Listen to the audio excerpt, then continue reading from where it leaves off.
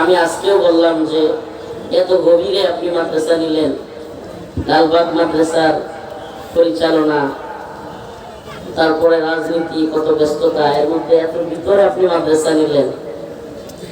তো আসলে এটা আপনাদের ভাগ্য, শেখ হাসিনা এবং তার দালালরা আপনাদেরকে সুযোগ করে দিচ্ছে।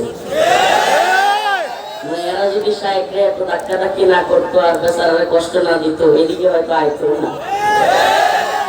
যেভাবেই হোক, আল্লাহ আপনাদের তাকদিরে, এলাকাবাসীর তকদিরে লিখছে, নিয়ামতের কদর করা চাই, নিয়ামতের কদর করা চাই। আল্লাহ পাক এই মাদ্রাসাকে অনেক বড় করুন। আল্লাহ পাক এখানেও লালবাগ জামিয়ার মতো বড় প্রতিষ্ঠান করে দিন, বলেন আমিন। হয়ে যাইতে পারে, আল্লাহ পাক রিজাল ব্যক্তি দ্বারাই প্রতিষ্ঠান দাঁড়ায়। পৃথিবীর ইতিহাস সাক্ষী, কোন দল দিয়া পৃথিবীর ইতিহাসের পাতা পরিবর্তন হয় না, ব্যক্তি দিয়েই হয়। এই ইতিহাস সাক্ষী, ইতিহাস এটাই বলে যে ব্যক্তির মাধ্যমেই পরিবর্তনটা হয়, দল দেওয়া হয় না।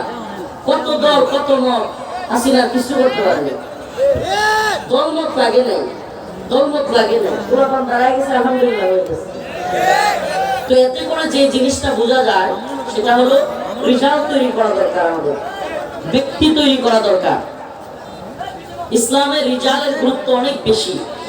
প্রিয় ভাইরা আমার, বন্ধুগণ আমার, আপনারা একজন ব্যক্তি পেয়েছেন, একজন নামকরা আলেম দ্বীন পেয়েছেন। আল্লাহ পাক এই এলাকাবাসীকে এবং এই সর্বস্তরের তাওহীদি জনতাকে এই নিয়ামত দান করেছেন।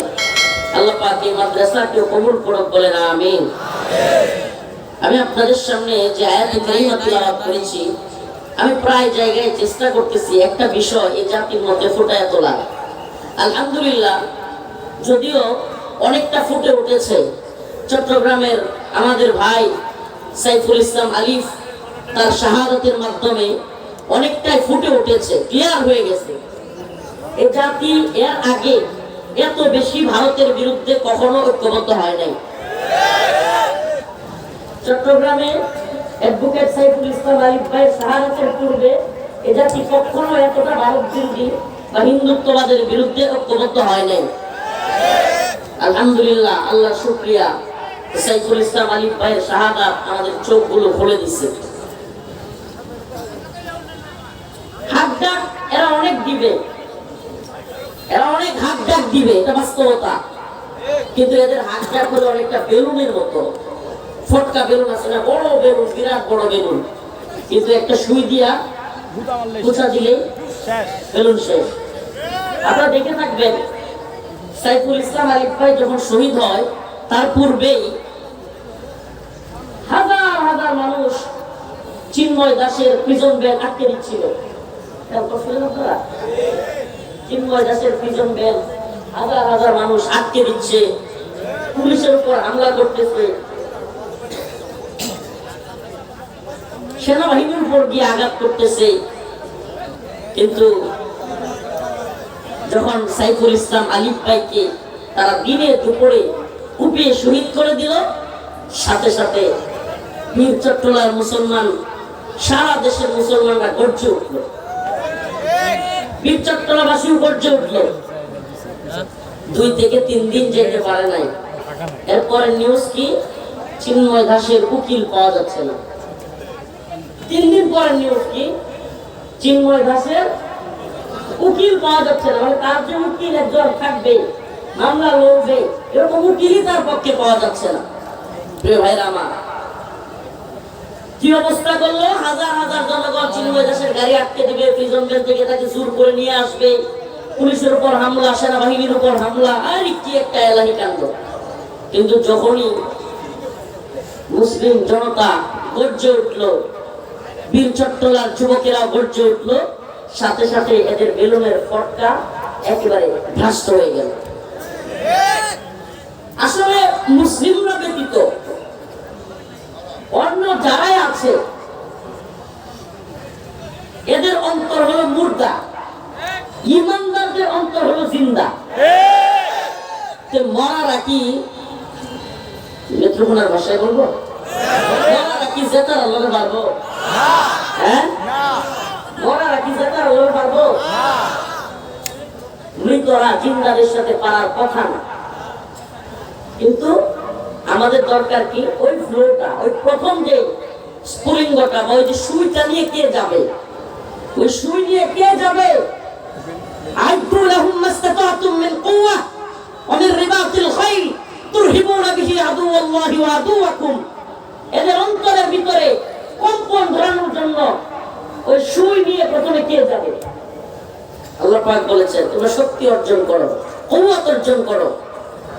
তুরহিবুনা বিহি আদুওয়াল্লাহি ওয়া আদুওয়াকুম, তোমাদের শত্রু এবং আল্লাহর শত্রুদের অন্তরের মধ্যে ভয় তৈরি করে দাও। এখন এদের অন্তরে ভয় তৈরি করবো তো দূরে থাক, আমরা নিজেরা ভয় তৈরি করি। আল্লাহ আমাদেরকে মাফ করুন, আমিন। সাহাবায়ে কেরামের জিন্দেগি কেমন ছিল? সাহাবায়ে কেরাম আশিদ্দাউ আলাল কুফার রুহামাউ বাইনাহুম, তারা ছিলেন কাফের মুশরিকদের বিরুদ্ধে শক্ত। রুহামাউ বাইনাহুম, নিজেরা নিজেদের মধ্যে ছিলেন নরম। অথচ আমাদের অবস্থা পুরো উল্টা। আমরা দুর্গা পূজা আসলে মন্দিরের দারোয়ান আর টঙ্গিতে গিয়া পালোয়ান। দুর্গা পূজায় মন্দিরের মূর্তির দারোয়ান আর টঙ্গিতে গিয়া উচিত কি ছিল? টঙ্গিতে দারোয়ান আর কাফের মুশরিকদের বিরুদ্ধে পালোয়ান। রাসূল সাল্লাল্লাহু আলাইহি ওয়াসাল্লাম এবং তার সাহাবায়ে কেরামের ব্যাপারে আল্লাহ পাক এটাই বলেছেন, মুহাম্মাদুর রাসূলুল্লাহ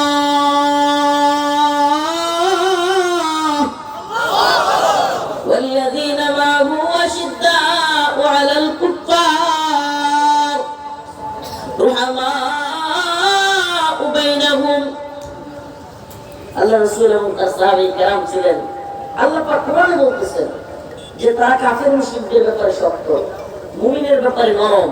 আর আমরা এখন কি স্বভাব ভাই? আল্লাহ মুমিন কোন ভাই, আমার কোন ভাই ভিন্ন দলের একটা ভুল করছে, আইরে গুছাইয়া কেনা পেছাইয়া যেমনি ভুল করতে হবে। এই ভুল করবো আর কাফের মুশরিকদের ব্যাপারে কাজ চাইতে জবান বন্ধ। এই সময় জিজ্ঞেস করবেন তার জবান কেন বন্ধ? কোনো কথা নাই, তার জবান দিয়া কোনো কথা নাই। আল্লাহ মাফ করুন। প্রকৃত সূত্র চিনতে ভুল করা, এটা আমাদের জন্য সবচাইতে বড় দুর্বলতা। প্রকৃত সূত্র চিনতে আমরা ভুল করি। এক ধরনের শত্রু আছে যে আপনাকে দেখলে হত্যা করবে। কি করবে? হত্যা করবে। আরেক ধরনের শত্রু আছে আপনাকে দেখলে হাত পা ভেঙে দেবে। তৃতীয় স্তরের শত্রু আছে যে আপনাকে দেখলে খালি একটু বকাঝকা করবে, হুমকি ধমকি দিবে। আমাকে বলেন আপনি কোন শত্রুর বিরুদ্ধে আপনার জীবনের সময়, আপনার শ্রম, আপনার মেধা সবকিছু ব্যয় করবেন? কার বিরুদ্ধে শক্তি ব্যয় করবেন? যে আপনার দেখলে একটু বকা মারে তার বিরুদ্ধে? যে আপনার দেখলে হাত পা ভাঙবে তার বিরুদ্ধে? যে আপনাকে হত্যা করবে, আপনাকে নিশ্চিহ্ন করে দিতে চাইবে তার বিরুদ্ধে? এই শত্রু মিত্র চিনা। আরে ভাই, যে আপনাকে হত্যা করবে তাকে যদি আপনি ধরাশায়ী করতে পারেন, তাকে যদি সাইজ করে দিতে পারেন, যেগুলো বকা জকা করে ওয়াহাবি এটা সেটা, হ্যাঁ মোল্লা এই সেই বলে, এগুলো এমনিতেই দেখবেন ভয়ে ভাবতেছে। যদি মূল সাইজ করে দিতে পারেন, সুবহানাল্লাহ ওয়া বিহামদিহি। এই জন্য ফোকাস আমাদের কোন দিকে থাকবে? এটা একটা বহুল প্রচলিত এবং বহুল প্রচারিত একটা কথা, এটা মোটামুটি আমরা সবাই জানি। ইসলামী ইতিহাস পড়লে এটাই পাওয়া যায় যে কাফেররা সব সময় চিন্তা করত মুসলমানদেরকে কিভাবে পৃথক করে রাখা যায়, কি করা যায়। শত্রুদের কাজই এটা। আপনার বন্ধু বাড়াবেন নাকি শত্রু বাড়াবেন? বুদ্ধিমান তো তারা যারা শত্রু কমায়। শত্রু অনেক, কিন্তু সবগুলো একসাথে ধরা যাবে না। মাঝে মাঝে যে শত্রু আমার দেখলে বকা দেয়, ওই যেটা আমাকে হত্যা করতে চায় তার বিরুদ্ধে প্রয়োজনে যেটা বকা দেয়, এটা জড়ায় হলে করতে হবে। জড়ায় করতে হবে প্রয়োজন বলে, যে ভাই আয়, তোরা দেখলেও মারতে চায়, আমার দেখলেও মারতে চায়, লড়াই মারি। প্রিয় ভাইরা আমার, বন্ধুগণ আমার, এই শত্রু চেনা, এই ক্যাপাসিটি ইসলামপন্থীদের আল্লাহ মাফ করুক আমাদের কবে যেন হবে। আমরা শত্রু চিনি না, শত্রু বুঝার চেষ্টা করি না, শত্রু খাওয়ায় দেওয়া ট্যাবলেট বারবার খায়। শত্রু জানে এদেশের মুসলমানরা কখনোই মূর্তি পূজা করবে না, এদেশের মুসলমানরা নাস্তিক হবে না। তাহলে কি করা যায়? এদেশের মুসলমানদেরকে চেতনার ট্যাবলেট খাওয়াতে হবে। 16 বছরে হাসিনার মাধ্যমে, আওয়ামী লীগের মাধ্যমে এদেশে মুসলিমদেরকে ট্যাবলেট খাওয়ানো হয় না। বাঙালি চেতনার ট্যাবলেট, মুক্তিযুদ্ধের চেতনার ট্যাবলেট, মুজিবের চেতনার ট্যাবলেট, কত চেতনার ট্যাবলেট বিক্রি হয় নাই? চেতনার ব্যবসায় এখন লাল বাতি চলে গেছে। চেতনার ব্যবসায় এখন লাল বাতি, ব্যবসা বন্ধ। এই যে বন্ধ কিরগিরির যে ব্যবসা চলতেছে, বিদাত কিংবা বিভিন্ন ধরনের, আপনি বিশ্বাস করেন এদের সাথে আপনার ফাইটিং এর দরকার নাই, এগুলো আপনি বলতে আপনার আছে না? আপনার বিজয়ের পরে কারো এমন দুঃসাহস আছে ভাস্কর্য, মূর্তি কিংবা বিদাত এগুলো করবা? সুবহানাল্লাহ। বিজয়ের দ্বার যখন মুক্ত হয়ে যায়, আল্লাহ পাকের ঘোষণা, ইদা জা নাসরুল্লাহি ওয়াল ফাত ওয়া রাআইতান নাসা ইয়াদখুলুনা ফি দীনিল্লাহি আফওয়াজা। সুবহানাল্লাহ। فسبح بحمد ربك واستغفره إنه كان توابا। আল্লাহ রাব্বুল আলামিন বলেছেন, ইদা জাআ নাসরুল্লাহি ওয়াল ফাত, যখন আল্লাহর পক্ষ থেকে সাহায্য এবং বিজয় চলে আসবে, ওয়ারাইতান নাস, আল্লাহু আকবার, ইয়াদখুলুনা ফি দীনিল্লাহ, আপনি দেখবেন মানুষ দলে দলে দলে দলে মানুষ দ্বীনের মধ্যে প্রবেশ করতেছে, আফওয়াজা, দলে দলে। ওয়ারাইতান নাস ইয়াদখুলুনা, প্রবেশ করতে থাকবে, ফি দীনিল্লাহ, দ্বীনের মধ্যে, আফওয়াজা, দলে দলে। সুবহানাল্লাহ। মানুষ দলে দলে দ্বীনে প্রবেশ করবে। তাই হয় কি হয় না? হয়। বলেন তাই হয় কি হয় না? হয়। প্রিয় ভাইরা আমার, বন্ধুগণ আমার, আজকে থেকে মাত্র 5 মাস আগের কথা বলি। কয় মাস? 5 মাস। আগস্টের 5 তারিখ, August, September, October, November, December, এই তো 5 মাস। 5 মাস আগে সারা দেশে ঘুরলে মনে হতো সব আওয়ামী লীগ। ঠিক কথা বললে করে বলেন। সারা দেশে ঘুরলে দেখা হইলে সবাই কি মনে হতো? আওয়ামী লীগ। রিমান্ডে গেলাম, কারাগারে গেলাম, কিংবা যেখানে গেলাম, বা অফিসার দেখলেই মনে হয় সব আওয়ামী লীগ। এখন দেখবেন আমার সব বিএনপি জামাত, রাতারাতি। বুঝছেন বিষয়টা? আসলে এদের কোনো আদর্শ নেই, কারো কোনো আদর্শ নেই। তো আদর্শিক জায়গায় এত বেশি দুর্বল এই পলিটিক্যাল ব্যাকগ্রাউন্ডের লোকেরা, এত বেশি দুর্বল যে স্বার্থে আঘাত লাগলে আদর্শ বিক্রি করতে 5 মিনিট সময় লাগে। মনে বুঝাইতে পারি, মানে স্বার্থের দ্বন্দ্ব, যদি মনে করেন যে স্বার্থ আদায় হবে না, বিপদে পড়ে যাবে, 5 মিনিট এদের আদর্শিক ভাবে টিকে থাকে না। পৃথিবীর ইতিহাস সাক্ষী, যার যত বেশি আদর্শগতভাবে শক্তিশালী, যে জাতি যত বেশি আদর্শিকভাবে শক্তিশালী, সে জাতি পৃথিবীর ইতিহাস সাক্ষী, তারাই বিজয়ী। আপনি বলেন আমাকে, আমেরিকার সৈন্যবাহিনী আফগান তালেবানের চেয়ে কম ছিল, বেশি ছিল? কিন্তু বুঝতে বলবেন, সত্যি বলবেন, জানলে বলবেন, বেশি না কম? ট্যাঙ্ক কম ছিল না বেশি ছিল? তালেবানের ট্যাঙ্ক মনে অনেক বেশি ছিল। কামান, বিমান, যুদ্ধ জাহাজ, সাবমেরিন, তালেবানের তো সাবমেরিন নাই, বিমানও ছিল, যুদ্ধ জাহাজ ছিল না। এরপরে আরো কত কিছু, যেটা ড্রোন, অ্যাটাকিং হেলিকপ্টার, কিছু না। আমাকে বলেন কোন কারণে তালেবানরা এত বড় পরাশক্তির বিরুদ্ধে, শুধু আমেরিকা না তো, নেটো জোট গঠন করে, নেটো জোট সম্পর্কে, এটা ঢাকা শহরের আশপাশে যেহেতু সচেতন মহল, সচেতন সমাজ, নাগরিক সমাজ, তো ওই বিবৃতি দেওয়া সচেতন নাগরিক না, বিশিষ্ট নাগরিক যেগুলো আছে, গান্ধী, এগুলোর কথা বলতেছেন। আপনার সচেতন আসেন, আলহামদুলিল্লাহ। তো এই সচেতনতা থাকলে এতটুকু বুঝবেন যে আপনার তালেবানরা এই নেটো জোটের বিরুদ্ধে এই চলবে না। 48টা রাষ্ট্রে একটা জোট, ফ্রান্স, জার্মানি, ইতালি, কি বলে আমেরিকা, ব্রিটেন, সমস্ত এত বড় বড় বড় পরাশক্তিগুলো একত্রিত হয়ে আমেরিকায় আইসা শেষে নাকে ফট দিয়া সাইরা জমা কেন্দ্রাবাসী বাদ থেকে বিদায় হলো। যেই আমেরিকা, যে ব্রিটেন বা যে নেটো আফগানিস্তানে আসছিল, কি কারণে, কি বলছিল? আফগানের তালেবানরা হলো জঙ্গি, তারা মৌলবাদী, তারা সন্ত্রাসী, উগ্র। এদেরকে নিশ্চিহ্ন করে দিব। আফগানের অধিকার প্রতিষ্ঠা করব, সমান অধিকার প্রতিষ্ঠা করব, আফগানের অবকাঠামোগত উন্নয়ন করব, আফগানে নারী পুরুষের সমান অধিকার তৈরি করব। এই সবক গুলো নিয়ে তো আসছিল কথা বল না। আরে ভাই, শিয়ালেও যখন আপনার ছাগলকে ধরে, ছাগল বকরিকে ধরে, তখন একটা অজুহাত তুলে, অজুহাত তুলতে তো হবে। আপনার একটা ভুল না বলে, কথা না বলে তো গামর কারো যায় না। স্বাভাবিকভাবে আমরা যখন আল্লাহ না করো তর্ক লাগে, স্বাভাবিক মানুষের মধ্যে দেখবেন রাগে কেউ আসলে প্রথমে তুই আমার ভাই এটা পিছিয়ে কেউ এটা পিছিয়ে ওইটা পরে দেবে। তো শিয়ালেও ধরলে কয় না তুই আমার পানি গোলা করতেছিস কেন? অথচ শিয়াল হলো উজান আর বকরিটা হলো বাটিতে। বকরি কোথায়? ছাগল কোন দিকে? বাটিতে। আচ্ছা, বাটির দিকে কেউ যদি পানি গোলা করে তাহলে উজানে কি পানি গোলা যায়? কিন্তু তবুও শিয়াল কি বলতেছে, কি রে তুই আমার পানি গোলা করস? বকরি বেচারা বলতেছে,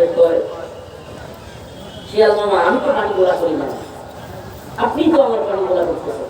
কি তোরা তোমার সাহস, তুই আসলে তর্ক করস? শ্বাস করে গেলে গিয়ে ধরছে। আফগানিস্তানে আমেরিকার কাহিনীটা সেম এরকম। এরা নিজেদেরকে বড় ভাবছিল। রাশিয়া যখন নাকানি চুবানি, রাশিয়া তো না, সোভিয়েত ইউনিয়ন, সোভিয়েত যখন নাকানি চুবানি খায় গেছে, এরা শিক্ষা নিতে পারে নাই, এরা শিক্ষা নেয় নাই। এরা দাম্ভিকতা নিয়ে মনে করছিল আইসা আফগান দখল করবে।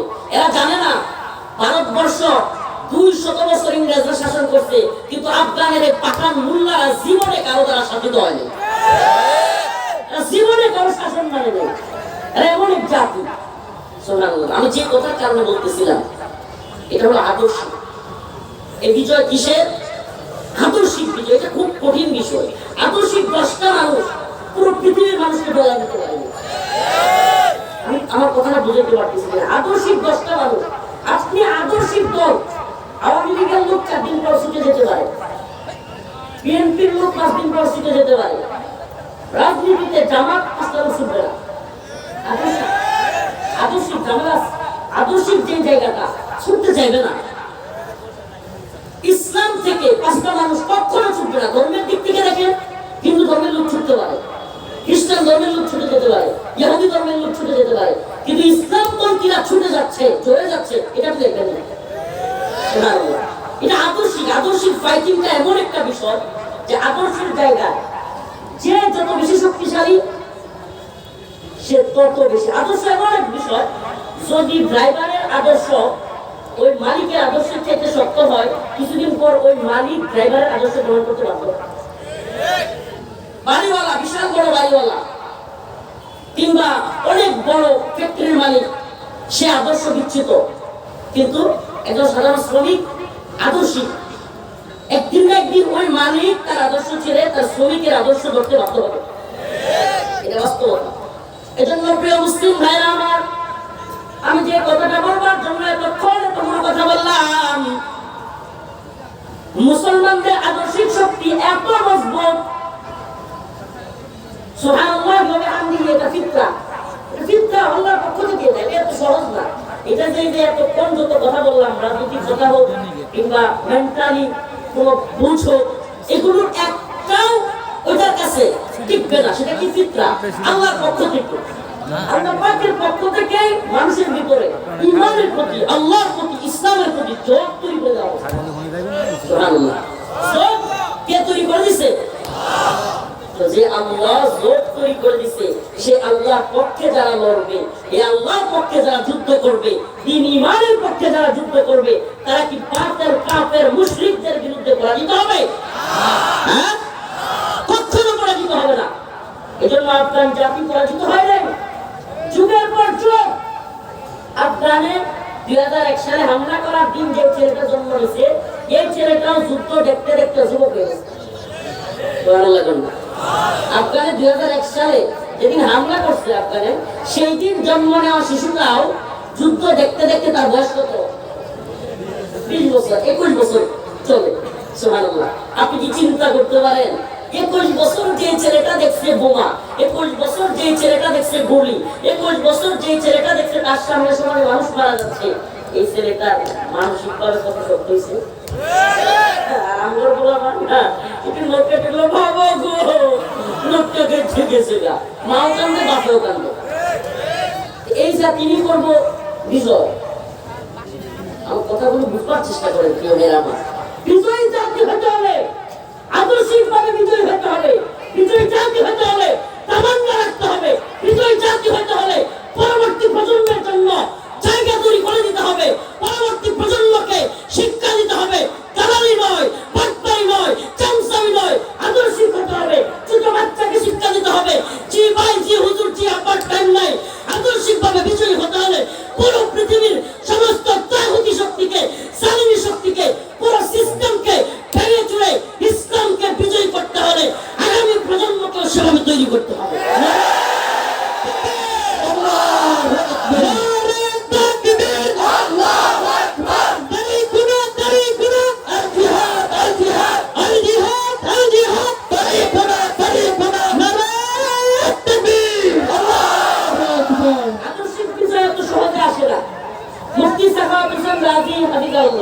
কারাগারে গিয়েছেন, এখন ওনার মাও কান্দে, ওনার স্ত্রীও কান্দে, বাচ্চাও কান্দে।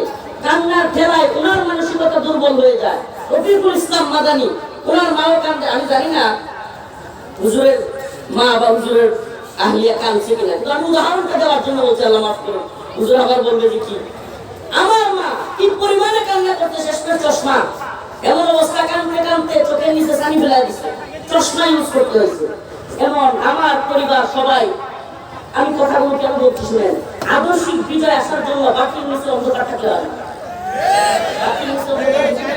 পৃথিবীর অনেক মানুষ বিপ্লবী হয়ে যেত, পৃথিবীর অনেক যুবক বিপ্লবী হয়ে যেত, কেন পারে না?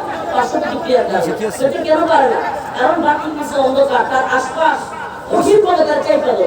অনেক বিপ্লবী চরিত্রে সাধারণ ছেলে পেলে আছে, কিন্তু আগে তো পারে না কেন? কারণ সে বিপ্লব ঘটাবে, ইসলামিক বিপ্লব হোক বা দিনের জন্য ফিদা করে দেওয়া নিজেকে হোক, দিন শেষে কেন পারে না? তুই জেলে যাবি, ওর ভাই চাইপা ধরে, মা চাইপা ধরে, বাবা চাইপা ধরে, আছে না? পারবেন না। এই বন্ডিংটা, এটা একটা প্যাকেজ, এই বন্ডিংটা থেকে বের হওয়া এটা এত সহজ না, এত সহজ না।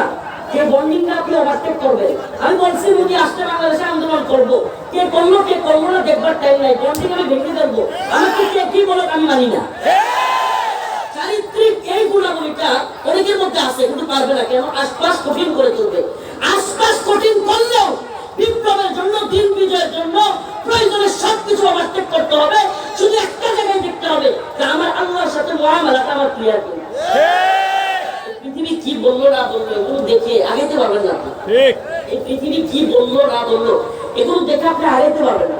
আল্লাহ পাক বলেছেন, ইয়া আইয়ুহাল্লাযীনা আমানু মান ইয়ারতাদ্দা মিনকুম আন দীনিহি ফাসাওফা ইয়াতিল্লাহু বিকওমিন ইউহিব্বুহুম ওয়া ইউহিব্বুনাহু আদিল্লাতিন আলাল মুমিনিন আ'ইজ্জাতিন আলাল কাফিরিন ইউজাহিদুনা ফি সাবিলিল্লাহ ওয়ালা ইয়াখাফুনা লাওমাতা লাইম।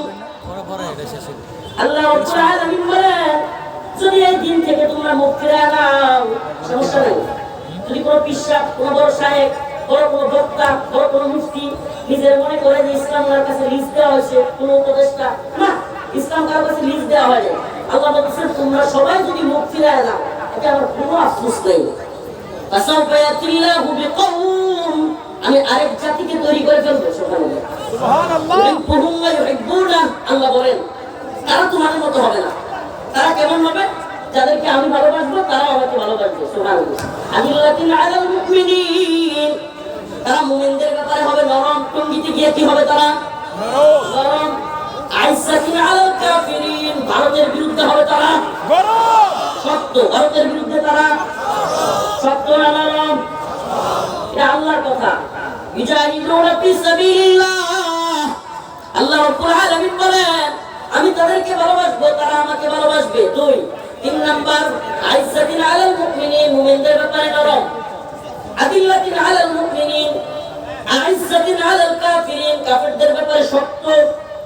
ইজাহিদুনা ফি সাবিলিল্লাহ, তারা আল্লাহর রাস্তায় কিতাল করবে, জিহাদ করবে। নাম্বার 6, ওয়ালা ইয়াখাফুনা লাওমাতা লাইম, সুবহানাল্লাহ, কোন নিন্দুকের নিন্দার পরোয়া তারা করবে না। এই কাজগুলো করতে গেলে নিন্দুকের নিন্দা, নিন্দুক আপনার ভাই হতে পারে, নিন্দুক আপনার উস্তাদ হয়ে যেতে পারে, নিন্দুক আপনার উস্তাদ হয়ে যেতে পারে, নিন্দুক আপনার প্রতিবেশী হয়ে যেতে পারে, নিন্দুক আপনার অনেকেই হয়ে যেতে পারে। এতে করে টাইম নাই, আল্লাহর কথা শুনতে হবে। ওয়ালা ইয়াখাফুনা লাওমাতা লাইম, আল্লাহ বলেছেন এই শ্রেণীর লোকেরা, এই গুলামারা, বাদাল ইসলাম গরিবান ওয়া সায়াউদু কামা বাদা ফাতুবা লিল গুলাবা, সুসংবাদ, সেই সমস্ত লোকদের মতো ইসলাম অপরিচিত অবস্থায় ছিল, গোলাবা অবস্থায় আবার গোলাবা অবস্থায় ফিরে যাবে। ফাতুবা লিল গুলাবা, ওই সমস্ত গোলাবাদের জন্য সুসংবাদ। সুবহানাল্লাহ। সাহাবায়ে কেরাম বললেন, ইয়া রাসূলুল্লাহ, গোলাবা কারা? আল্লাহ রাসূল বললেন, আল্লাযীনা ইসলিহুন ইযা ফাসাদান নাস, মানুষ যখন ফিতনা ফাসাদের মধ্যে নিমজ্জিত হবে, ওই ফিতনা ফাসাদ থেকে উদ্ধার করনে ওয়ালারাই হলো গোলাবা। নিজে মুসলিম হওয়া গোলাবা না, ইসলাহ করে যারা তারা গোলাবা। সুবহানাল্লাহ। স্রোত আসলে স্রোতে গা তো সবাই বসায়, কিন্তু স্রোতের বিপরীত কারা চলে? স্রোতের বিপরীত সবাই চলতে পারে না, সম্ভব হয় না। তো স্রোতের বিপরীত যারা চলে তারাই গোলাবা। ইজাহিদুনা ফি সাবিলিল্লাহ, অতএব এজন্য বলি আল্লাহ মাফ করো, আল্লাহ মাফ করো। এজন্য বলি খুঁচাখুচি করে লাভ নাই। আমাদেরকে খুঁচায়া কেউ যদি মনে করে আদর্শিক জায়গায় আমরা দুর্বল, তাহলে বলবো ভুল বেটা, পুরো পৃথিবী এক সাইডে চলে যাবে। আদর্শিক ভাবে দাওয়া, ইয়াদা, জিহাদের জন্য, কিতালের জন্য, এবং খণ্ডে ইসলামী শরিয়ার জন্য, ভারতের বিরুদ্ধে, হিন্দুত্ববাদী ব্রাহ্মণ্যবাদী তাগুতি শক্তির বিরুদ্ধে ঐক্যবদ্ধ হওয়ার জন্য পৃথিবীর সমস্ত নিন্দুকদেরকে পায়ে ঠেলে দিয়ে হলেও আমরা হিন্দুত্ববাদী আগ্রাসনের বিরুদ্ধে রুখে দাঁড়াবো ইনশাআল্লাহ। রাজি আছেন তো ইনশাআল্লাহ? ও সিরাজদিখানের মুসলমান, আমাদের প্রোগ্রামে যেহেতু বেশি বেশি যুবক আসে, যুবকদেরকে বলি, এ যুবক, প্রিয় ভাইরা আমার, বন্ধুগণ আমার, এই দুনিয়ার রঙিন স্বপ্ন দেখা বাদ দাও। এই দুনিয়ার রঙিন স্বপ্ন দেখা বাদ দাও। অনেক স্বপ্ন দেখছি, কিছু করতে পারে নাই। আর এই দুনিয়া কিছুই না। ওমা হাদিহিল হায়াতুদ দুনিয়া ইল্লা লাহু ওয়া লাইব, আল্লাহর কথা, এরপরে আর কোনো কথা থাকতে পারে না। আল্লাহ যে কথা বলেছেন, তার বান্দা এই কথা শুনবার পরে কি বলবে? আল্লাহ নিজে বলেন, ক্বালু সামি'না ওয়া আতা'না, বাস, আমি শুনলাম এবং মানলাম, তারপরে আর কোনো বক্তব্য নেই। আমার আল্লাহ বলেছেন, বাস, সামি'না ওয়া আতা'না, আমি শুনলাম এবং মানলাম। আমার রব বলেছেন, ওমা হাদিহিল হায়াতুদ দুনিয়া ইল্লা লাহু ওয়া লাইব, এই তো হলো খেল তামাশার দুনিয়া, মরিচিকা।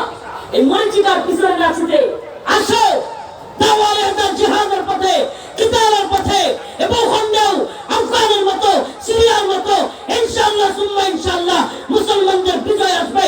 হিন্দুত্ববাদী ব্রাহ্মণ্যবাদী তাগুতি শক্তির বিরুদ্ধে গজওয়াতুল হিন্দে আমরাই শরীক হব, আমরাই লড়াই করব, বিজয় আমাদের আসবে। রাসূল বলেছেন, ইসাবাতান মিন উম্মতি আহরাজাহুম আল্লাহু মিনান নার, ইসাবাতুন তাগজুল হিন্দা ওয়া ইসাবাতু মা ঈসা ইবনে মারইয়াম, আমার উম্মতের দুইটা দলকে আল্লাহ পাক জাহান্নামের আগুন থেকে মুক্তির ঘোষণা দিয়েছেন। একটা দল হলো ইসাবাতুন তাগজুল হিন্দা, গজওয়াতুল হিন্দের সৈনিকেরা। আমরা গজওয়াতুল হিন্দে শরীক হব ইনশাআল্লাহ বিইذنিল্লাহ। রাসূলের বাণী অনুযায়ী ভারতের দিল্লির মসনদে কালেমার পতাকা উড়াবই এবং দিল্লির ক্ষমতাধরদেরকে টেনে হিজরে আকসার দিকে নিয়ে যাব। ইনশাআল্লাহ। শত্রু ছিল প্রথম থেকে যে কথা বলতেছিলাম, আদর্শিক জায়গায় শক্ত হওয়া এবং শত্রুদেরকে চেনা, মিত্রকে চেনা, শত্রুকেও চেনা, শত্রুর প্রকারও বোঝা। শত্রুর প্রকার তিনটা। একটা আপনারা দেখলে ওয়াহাবি, এই সেই মাযহাবি, গোলামি, মানে জানো চাই বলে। একটা বলে কি বলে না? আবার পেট্রোল ডলারদের বিরুদ্ধে, মোহাম্মদ বিন সালমানের বিরুদ্ধে এদের কোনো বক্তব্য পাবেন না। বিভিন্ন, আমি ডলার যাচ্ছি না, এদের বক্তব্য পাবেন না। এদের কথা এখনই কান দেওয়া যাবে না। এরা বকাঝকা করবে, কথাবার্তা। কিছু আছে আপনার হাত পা ভেঙে দিবে, ভেঙে দিছে, আমাদের বাইরেকে মারছে। কিছু আছে আপনাকে ধ্বংস করতে চাইবে, আপনার ইসলামকে ধ্বংস করতে চাইবে। আমাদের মূল শক্তিটা, আমাদের মেধা, আমাদের শ্রম, আমাদের গান সব ব্যয় হবে ওদের বিরুদ্ধে। ওদের বিরুদ্ধে আমাদের মূল ফোকাসটা যদি আমরা ওদিকে রাখতে পারি। আমেরিকা রেন কর্পোরেশন নামে বিরাট বড় একটা সংস্থা, রেন কর্পোরেশনের বক্তব্য ছিল এটা যে মুসলিমদেরকে আদর্শিকভাবে যুদ্ধ করে পরাজিত করা সম্ভব নয়। অতএব কি করতে হবে? মুসলিমদের মধ্যে নিজেদের দলাদলি শুরু করা দিতে হবে। এই দলাদলি যদি আমরা করাই দিতে পারি, মুসলিমরা এমনিতেই পরাজিত থাকবে। এটাই করা হচ্ছে বারবার। যে দুইটা জায়গায় সবচেয়ে বেশি নির্যাতন হচ্ছে, একটা ফিলিস্তিন আর একটা কাশ্মীর, দুইটা জায়গায় একটা হলো মুসলিম আর একটা বলে কি লিখলাম। আল্লাহ পাক আমাদেরকে ইহুদি এবং মুশরিকদের বিরুদ্ধে ঐক্যবদ্ধভাবে শক্তিশালী হওয়ার তৌফিক দান করুন। প্রিয় মুসলিম যুবক ভাইরা, আখির পয়গাম তোমাদের কাছে, চিৎকার করে নাও। আজকে স্বাভাবিক যে কোনো মুহূর্তে হয়ে যেতে পারে। হিন্দুত্ববাদীদের ষড়যন্ত্র জেনে নিন। এই ষড়যন্ত্র এত ভয়ানক ভয়ঙ্কর যে ষড়যন্ত্রে যে কোনো মুহূর্তে মুসলিমদের উপর কাশ্মীরের মতো ফিলিস্তিনের মতো মেসাকার আসতে পারে। এজন্য বলি, ঈমান, হিম্মত এবং শারীরিক ফিটনেস সবকিছু আমাদের দরকার হবে। ওয়া আখিরু দাওয়ানা আলহামদুলিল্লাহি রাব্বিল আলামিন। আসসালামু আলাইকুম ওয়া রাহমাতুল্লাহি ওয়া বারাকাতুহু।